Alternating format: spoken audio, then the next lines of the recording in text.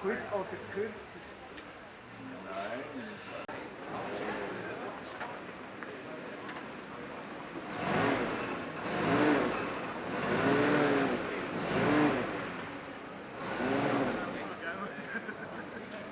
Ich glaube, das ist etwas so. Aber nicht so lange.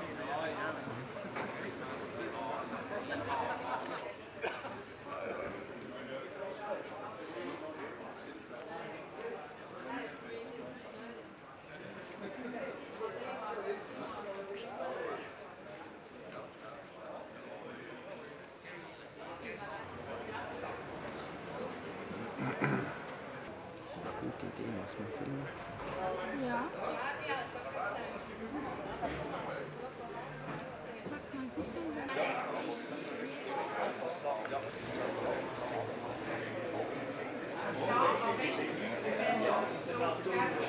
Et on passe maintenant au plat de résistance, qui est la conquête, la Jeep qui fait la conquête de l'armée suisse. Et c'est donc une histoire globale, l'acquisition. Si vous regardez le livre là derrière qui est mis en consultation, c'est vraiment complet. C'est global, ça touche tout et ça va dans le détail et ça couvre la période de 1944 à 1970. Dans son allocution, le président Habegger vous a présenté les deux auteurs, que vous avez d'ailleurs applaudis, et à notre tour, nous les félicitons chaleureusement pour cette superbe prestation. On est vraiment étonné de voir le détail et l'ensemble de cet ouvrage.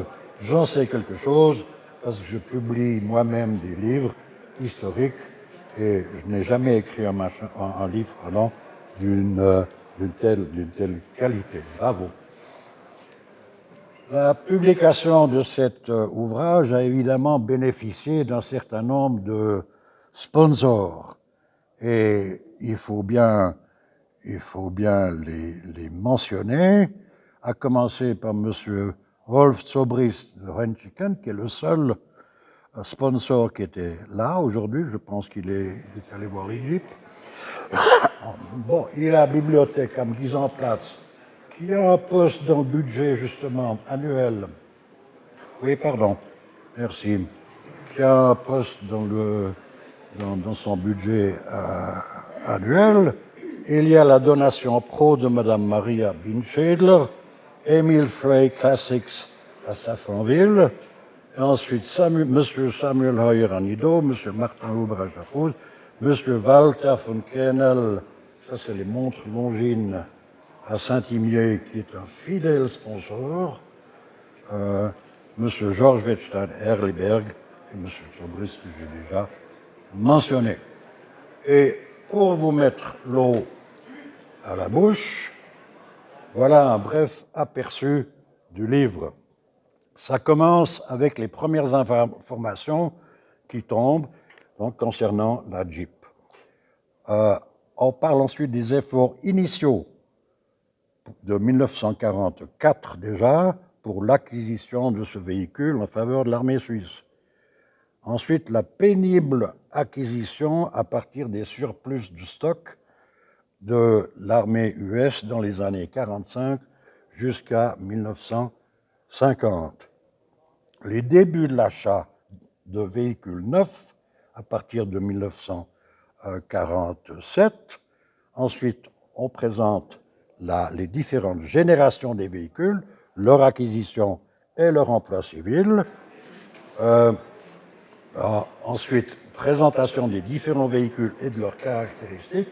Chaque véhicule, donc, dans sa catégorie, il a sa fiche technique très bien établie Et finalement, il y a des tableaux synoptiques qui concernent tous les véhicules. Alors, ces premières informations,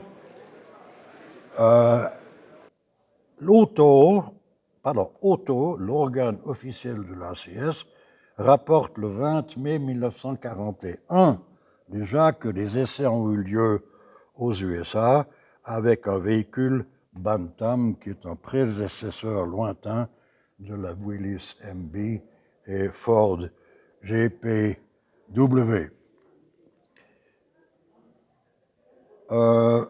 Dans son édition numéro 28 du 14 juillet 1942, la revue Automobile publie une annonce. Non, pardon, non, excusez-moi. Là, voilà. Alors, la revue Automobile évoque pour la première fois en date du 31 mars 1942 un petit véhicule non blindé, né d'une toute nouvelle idée de la American Bantam Car et présentant les caractéristiques suivantes: le poids de 1000 kg, la longueur 3,30 m, largeur 1,40 m, hauteur 1 m et puissance de 45 chevaux. Et le journaliste ajoute: le véhicule n'a pas de portière, mais les passagers sont attachés pour ne pas être éjectés lorsqu'il effectue des bonds, ce qui sera illustré tout à l'heure. Et on prédit déjà, presque de manière prophétique, la possibilité d'un emploi civil après la guerre. Ça, c'est une très belle image de pub qui a été publiée par la revue Automobile pour le produit Preformed Wire Rope.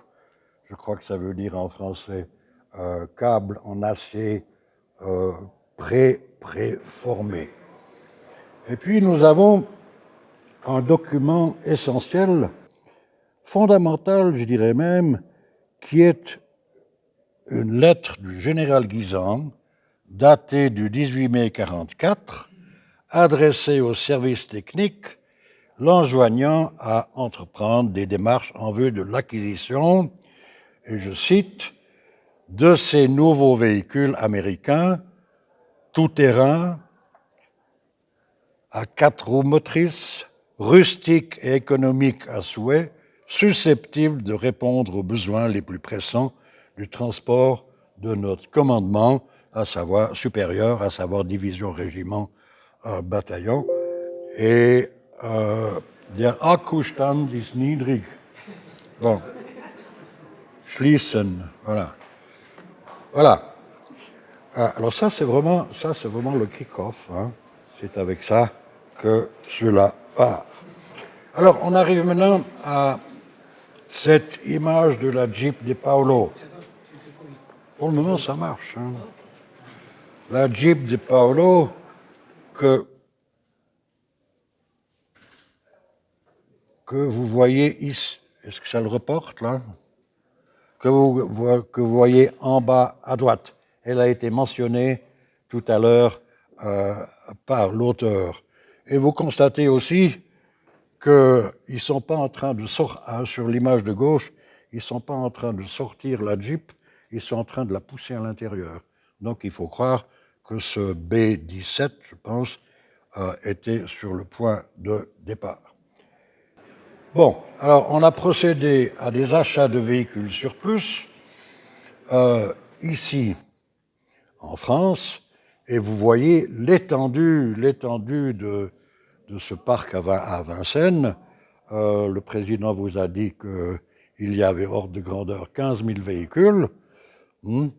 Et puis, on en a acheté également en Italie, mais dans des conditions matérielles, on peut dire épouvantables. Épouvantables.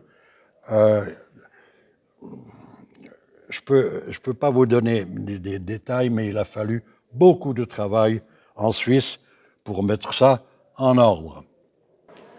Alors, vous avez à gauche la jolie Jeep qui parade là devant un public acquis.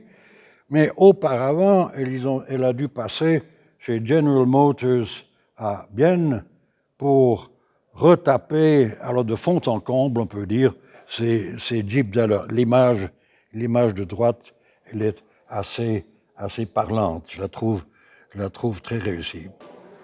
Et puis ça, ce sont deux images qui me rappellent mon école de recrue à moi. C'était en 1863, pardon, 1960. C'est le millénaire dernier, en tout cas, hein, à Sion. Alors on apprenait, il fallait tenir le fusil comme ça, par la main gauche, et puis il fallait lever le coude, et puis regarder l'inspecteur, si possible, avec un air martial. Et là, à droite, vous avez cette image que vous connaissez tous pour l'avoir vécue, c'est l'école de conduite dans les Gravières. En l'occurrence, ce sont les Gravières de Bière, pas loin d'un lieu qui s'appelle le camp romain. Elle touche beaucoup de monde, en fait, cette photo de droite.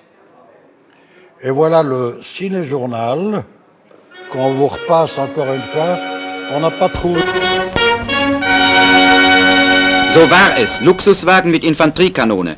So soll es werden, stellten vor kurzem die Pressevertreter fest. Der Anfang ist gemacht.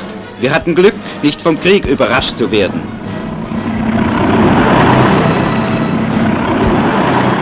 Der Waffenchef der leichten Truppen, Oberst Jordi, bewies durch diese Vorführungen, dass zweckmäßige Motorfahrzeuge auch in unserem angeblich nur für Pferde geeigneten Gelände voll leistungsfähig sind.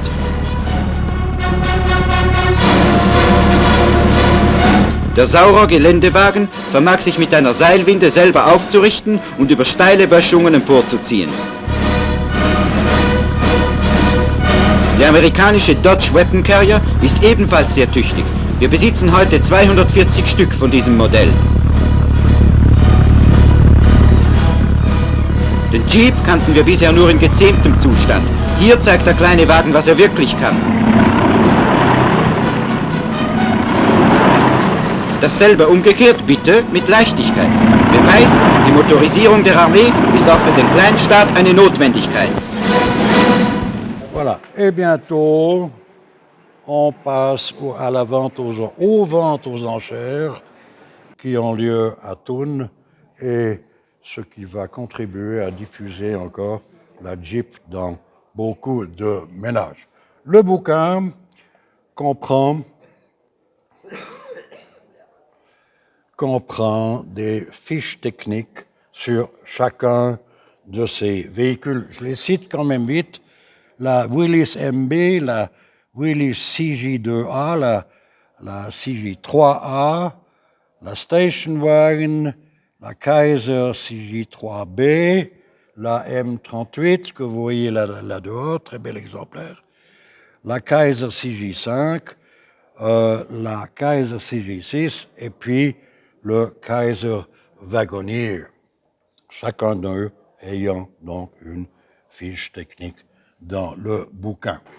Et puis on achète aussi de nouvelles Jeeps aux USA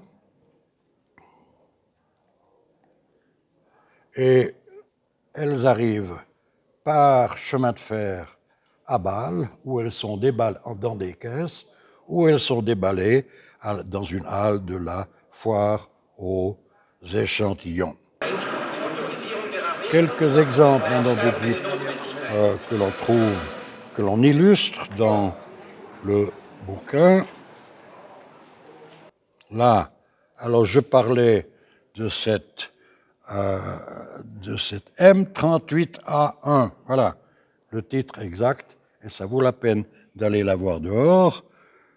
Vous avez également la Jeep Kaiser CJ6 avec le capot surélevé par rapport à celles qui sont avant. Et tous les fantassins connaissent, en tout cas ceux des transmissions, parce qu'ils ont été avec leur perche poser des lignes téléphoniques. On a l'armée suisse, ou la Confédération plutôt, a également trouvé un bon moyen pour financer ces Jeeps, et ça convenait aussi à la population civile. c'est les véhicules à moteur de service, Dienstfahrzeug. Le militaire payait 5 000 francs, donc la moitié du prix du véhicule. En contrepartie, il devait accomplir 5 cours de répétition et avant son école de crue avec ce véhicule. Ce monsieur-là à droite, il était ici tout à l'heure. Je pense qu'il est reparti avec les alémaniques. J'aimerais juste préciser une chose. Aujourd'hui, 5 000 francs, on peut dire que c'est des peanuts, hein? C'est rien du tout. Mais 5 000 francs, à cette époque-là, qu'est-ce que c'était, 1950 environ, je crois que ça représentait le salaire annuel d'un jeune ingénieur qui sortait de l'Épule. Donc c'était quand même là, ça a l'air anodin, mais c'était un gros morceau de la part du civil qui a acheté ça. On vous parle dans le livre également des véhicules de test. On en a retenu 2. Cette Willys avec agrégat pour chenillette, intéressant, mais elle n'a pas été retenue. Et puis un Willys Truck pour le transport de troupes que je n'ai pas retrouvé non plus. Et puis alors, dans le bouquin, dans les annexes, vous avez les fiches techniques pour chacun des véhicules. Bon, il y a tout, quoi. Hein. Il y a le poids, le gabarit, il y a les freins, il y a... Bon, on n'arrive pas à lire, là. Ici, ça va peut-être mieux. Le réservoir de 56,7. Donc, c'est extrêmement complet. Et puis alors,